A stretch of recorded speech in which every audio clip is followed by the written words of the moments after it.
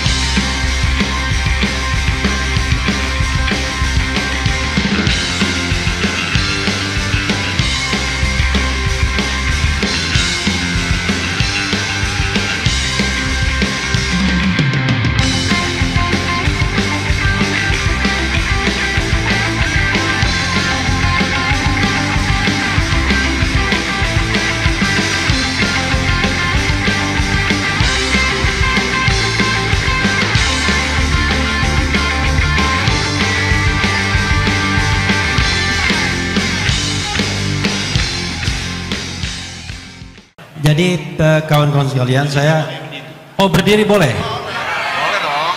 Oh, janganlah. Kalau saya pegal saya akan berdiri.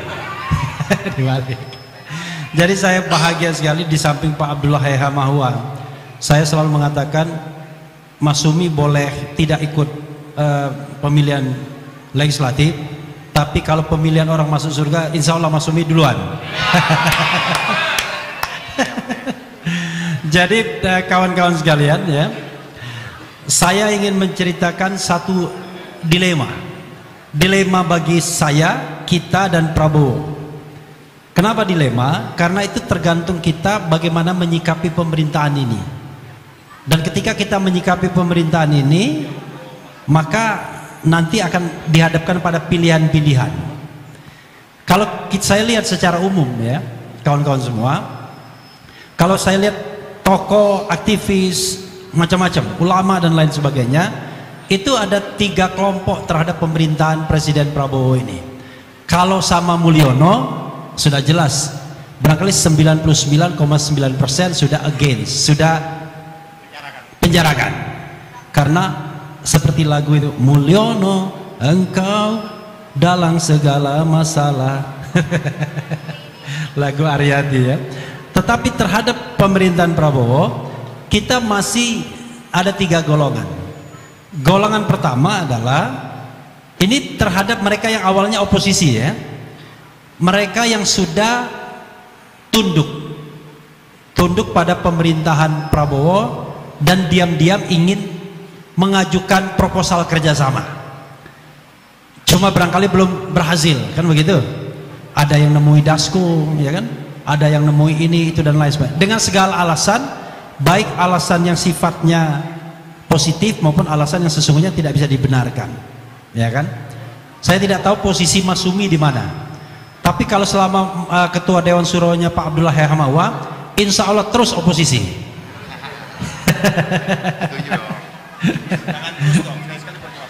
Iya kan, maksudnya ini sikap terhadap pemerintahan Prabowo kan. Itu satu, diam-diam mengajukan proposal. Yang kedua adalah orang yang in between, tidak mengajukan proposal untuk ikut berkuasa, tetapi dia kemudian ingin melihat 100 hari, setahun, menjadi pengkritik yang konstruktif dan lain sebagainya. Banyak orang yang berada di garis tengah ini. Jadi Profesor Awalin saya kira garis tengah dia, udah mulai garis tengah dia. Karena mulai diundang apa kantor staf presiden gitu. Tahu aja kita, karena informasinya A1 soalnya. Tetapi KSP yang dulu, entah KSP Kodari kan, kita nggak tahu KSP Kodari ya. Nah, karena kenapa? Karena kekuasaan pun membutuhkan a second opinion, membutuhkan opini yang kedua kan. Nah, ini yang saya kira banyak ya orang yang menunggu ya. Jadi orang yang in waiting terhadap pemerintahan Prabowo ini. Nah, yang ketiga orang yang sudah mengambil sikap radikal, sikap yang pokoknya apapun yang dilakukan pemerintahan Prabowo, dia akan memberikan pendekatan oposisional. Pokoknya kalau Prabowo bilang B, cari mana yang kurang dari B-nya. Nah, itu oposisi yang sudah royal, bukan lagi loyal. Saya terus terang saja berada pada dilema. Mungkin dilema itu mau saya sampaikan ke bapak-bapak juga. Kalau soal ikut pemerintahan Prabowo, saya sudah bilang dengan sadar dan berkali-kali, sampai 5 tahun saya tidak akan mengikuti pemerintahan Prabowo Gibran. Jabatan apapun yang ditawarkan akan saya tolak. Allah. Nah, itu bukan karena saya sok-sokan, enggak.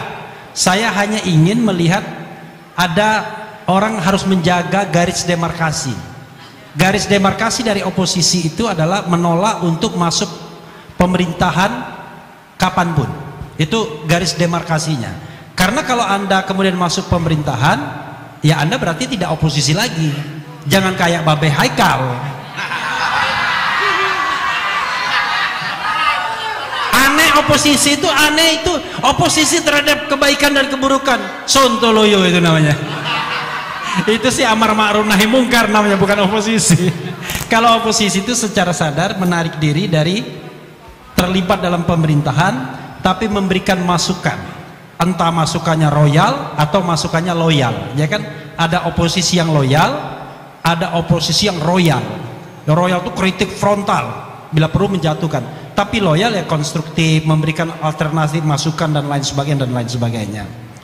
Itu saya berada pada posisi yang ingin memberikan waktu kepada pemerintahan Presiden Prabowo sesungguhnya, karena kita kan harus bersikap adil, Pak Abdullah ya, bersikap adil karena pemerintahan ini baru berjalan sampai hari ini kira-kira baru ya setengah bulan ya. Oh enggak, belum sampai 1 bulan, 18 hari. Jadi selama 18 hari tersebut rasanya tidak adil kalau kita sudah sampai pada final judgment, pada final say. Kalau sama Mulyono ya sudah jelas ya kan, penjarakan, adili. Anaknya pun kita kasih lagunya kan, fu fu fa fa makzulin aja. Kan udah jelas deh. Kalau ibu-ibu lebih tahu tuh lagu itu ya.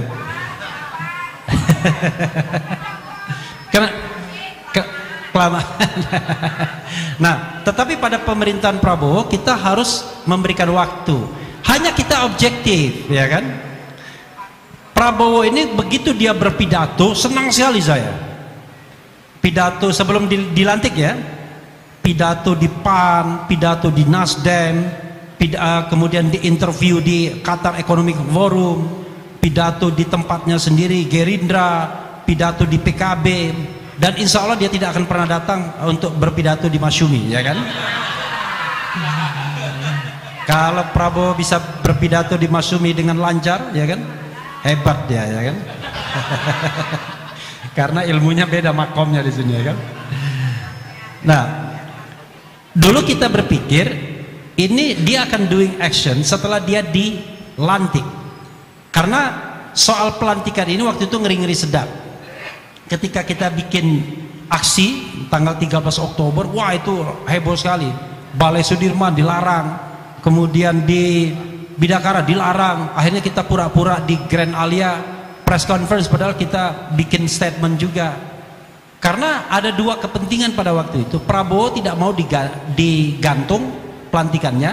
Coba bayangkan kalau Mulyono nekat, tiba-tiba dia bikin dekret kembali pada Undang-Undang Dasar 45, kemudian pemilihan oleh MPR, terpilih kembali dia. Dulu saya mikir nggak mungkin dia berani, tapi kalau lihat kekuatan hari ini dengan penersangkaan Tom Lembong dan lain sebagainya, buzzer-buzzer masih kuat, ternyata masih kuat barang itu, ya kan. Ini nanti kajian sendiri kenapa dia begitu kuat. Ya salah satunya ya ininya banyak ini pasti, ya kan. Nggak mungkin kalau ininya sedikit. Orang kan ikut cuma dua hal saja, uang dan kuasa. Kalau kuasa secara direct sudah tidak ada lagi, ini secara direct, tapi uangnya banyak betul, saya kira hati-hati juga. Tiba-tiba gedung ini pindah ke pemilikannya besok. Karena langsung dibayar 100 miliar, ambil aja. Mas Sumi di lapangan aja nanti ya katanya, ya kan? Kan bisa terjadi hal tersebut. Karena itu saya lihat, oke, Prabowo ingin dilantik dulu, lalu Fufufafa takut tidak dilantik karena pada waktu ada gerakan untuk membatalkan pelantikan Fufufafa, ya kan? Saya tidak bilang Gibran loh, saya bilang Fufufafa, ya kan? Kalau dia ngaku bahwa Gibran itu Fufufafa, salahnya sendiri, berarti benar kan? Nah, oke, lalu kemudian terjadilah pelantikan pada tanggal 20 Oktober. Wah, hebat sekali pidatonya. Pada detik ketika dia dilantik dan berpidato tanpa teks tersebut dan dia bisa menghafali satu-satu kepala negara, mungkin ada teleprompternya, jangan-jangan, ya kan? Ada teleprompternya. Kita terkesima karena saya bikin video pada detik awal dia sudah membalikkan apa yang dilakukan oleh Mulyono selama 10 tahun. Kan pidatonya kan pidato antitesis terhadap Mulyono semua itu kalau kita lihat. Soal korupsi, soal oligarki, soal macam-macam, ya kan? Dan kalau kita baca lagi bukunya Paradoks Indonesia yang dia bikin, tambah lagi kita yakin, wah ini keren ini orang, ya kan? Keren. Jangan-jangan waktu dia panggil calon-calon menteri Mulyono itu cuma gimmick doang, ya kan, dipanggilin. Dan setelah dia dilantik pagi hari, malamnya dia umumkan tabungan optimisme itu langsung turun. Langsung turun. Dari 48 menteri, setidaknya 18 menteri itu mereka yang pernah diangkat di era Jokowi. Ini bagi sebuah kementerian kabinet ya luar biasa. Bayangkan antara kabinet Jokowi 1 dan Jokowi 2 saja, kadang-kadang tuh bedanya bisa sampai berapa persen. Tapi ini bayangkan lebih dari 30% kabinet Jokowi masih dipakai oleh Prabowo. Ini mengindikasikan, waduh, ternyata seperti Adi Masardi bilang, yang perlu dilakukan Prabowo itu cuma satu saja, dan itu sulit. Bukan mempersatukan kita, tapi mempersatukan antara kata dan perbuatan. Bayangkan, dia bilang kita berantas korupsi, kan begitu? Tapi yang dia lantik orang-orang bermasalah, ya kan? Ada Mr. B, ada Mr. L, ada Mr. A. Saya nggak bilang Erlangga ya, saya bilang A, ya kan? Gitu ya. Ada Mr. A, ada Mr. E misalnya. Sudah jadi tersangka, dilantik lagi. Bayangkan. Saya nggak bilang Erick Thohir, saya bilang E. Nah, dan itu adalah menteri inti di kabinet Jokowi dan di bidang perekonomian pula. Lebih shocking lagi ternyata diangkatnya pula Mister segala urusan, ya kan? Atasi segala urusan. 2 jabatan lagi. Saya bilang, wah ini sebenarnya yang presiden ini siapa? Nah, lalu kemudian kita lihat gerakannya. Oke. Dia Kejaksaan Agung lari cepat. Saya ambil perspektif hukumnya ya. Kejaksaan Agung lari cepat. Ada kasus Zaruk Rikar. Jangan disingkat ya. Zaruk Rikar, bukan za. Ibu-ibu bilang ya. jadi kasus itu menghenyakan kita, walaupun kita udah tahu, tetapi kan ini kan fakta yang ditemukan. Digerebek di rumahnya dapat 920,9 miliar, hampir 1 triliun plus 51 kg emas batangan antam. Resmi itu emasnya itu, ya kan? Antam gimana belinya? Nah, satu, dengan kasus ini saya agak deg-degan. Apakah ini akan merupakan perwujudan dari janji Presiden Prabowo untuk menghantam korupsi? Jadi saya udah berkali-kali ngomong di TV, kalau satu markus saja 1 triliun selama 10 tahun, satu pintu markus, dan kita tahu ini markus ini cuma dapat fee yang 1 triliun itu. Suap yang dia salurkan itu misalnya 5 kali lipat seperti dalam kasus Robert Tanur ini, ya kan? Berarti 5 triliun ke 5 miliar ke hakim, 1 miliar ke dia sebagai fee, berarti kan 6 miliar. Kalau dia dapat 1 triliun berarti kapitalisasi uang beredar dari satu markus ini 6 triliun. Kalau 6 triliun, pertanyaannya adalah berapa hakim yang terlibat, terutama hakim agung. Makanya saya bilang di TV, nggak mungkin kan tukang sapu yang dibagikan uang, iya kan? Nggak mungkin orang yang tidak memutuskan.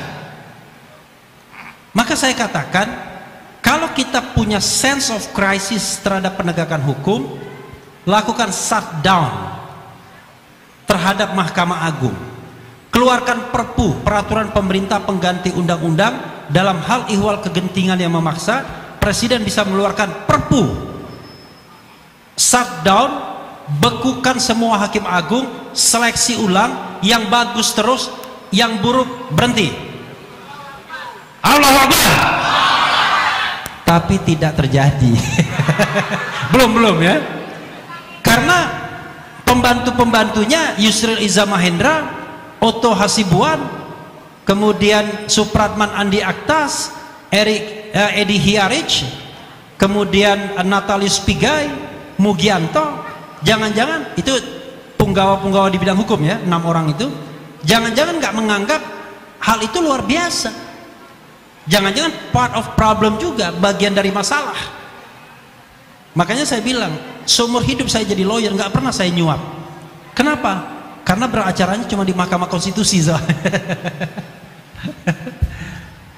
Tapi nggak tahu kalau Bang Nyandi ya. Tapi saya nggak mau tanya Bang Nyandi. Karena coba bayangkan kalau kita shutdown itu, maka pemberantasan korupsi luar biasa. Tapi tidak. Zarub Rikarnya ditangkap, nanti diproses, paling kena berapa tahun. Sampai di MA dia juga yang menyidangkan, selesai dengan uang. Iya, kalau uang 1 triliunnya itu kembali ke negara, jangan-jangan ditilep juga, ya kan? Sama seperti uang Sambo. Jadi saya diceritakan sama Aiman ya, diceritakan juga sama yang Inang itu, Sambo itu punya uang 100 triliun bukan 1 triliun loh, 100 triliun minus 1 rupiah. One day keluar surat dari satu bank ke Sungai Bahar tempat Brigadir Joshua, pemberitahuan kalau uang 100 triliun minus 1 itu dibekukan atas nama Brigadir J itu. Bayangkan, dibekukan, sudah nggak ada ceritanya. Begitu di pengadilan berusaha diungkap, bukan uang 100 triliun, tapi uang yang mampir di rekening-rekening ajudan-ajudan Sambo ini, yang ratusan juta, yang banyak itu pun nggak digubris oleh hakim, dianggap tidak relevan. Maka kemudian kasus pencucian uangnya itu nggak pernah diungkap. Yang diungkap cuma kasus pembunuhannya. Coba bayangkan, gila kan perputaran korupsi di negeri ini, di wilayah kepolisian, kejaksaan, kemudian di wilayah kehakiman. Dan sekarang teman-teman Pak Gatot Nurmantio juniornya mau ikut-ikutan juga kayaknya ya, mulai mau ikut-ikutan. Kenapa? Ini bukan korupsi uang, tapi korupsi undang-undang. Hanya saya satu-satunya orang yang mengatakan, baru beberapa menit, baru tidak sampai 1 hari, Prabowo Subianto itu sudah melanggar undang-undang. Sedih saya, karena saya ingat Pak Gatot, teman saya. sabta marga, ya kan, menjalankan undang-undang seluruh-seluruhnya, kan presiden kan begitu, menjalankan undang-undang dasar, undang-undang dan peraturan seluruh-seluruhnya. Tapi yang terjadi enggak, dia angkat Mayor Teddy sebagai Seskap. Saya nggak cemburu, biarin aja. Tapi Mbak ya berhenti, karena undang-undang TNI hanya menyediakan 8 jabatan saja bagi TNI aktif. 1 di kantor Polhukam, Politik, Hukum dan Keamanan atau Polkam sekarang. Yang kedua di kantor Kementerian Pertahanan. Yang ketiga di Sekretaris Presiden, Sekretaris Militer Presiden, Sekmil. Yang keempat di Lembaga Ketahanan Nasional. Yang kelima di Dewan Pertahanan Nasional. Yang keenam di SAR. Yang ketujuh di Badan Narkotika Nasional BNN. Yang kedelapan hakim militer di Mahkamah Agung. Dan itu eksplisit mengatakan hanya 8 itu saja. Kalau mau misalnya mengangkat Mayor Teddy sebagai Seskap, entah dibilang eselon 1, eselon 2, dan sekarang Kaset Pres, Kepala Staf Presiden juga kalau tidak salah aktif juga baru diangkat. Saya dapat beritanya. Silahkan, nggak apa-apa. Tetapi 2 hal yang harus dilakukan. Ubah dulu undang-undang TNI-nya, Undang-Undang 34 2004, atau pensiunkan dia. Ya kan?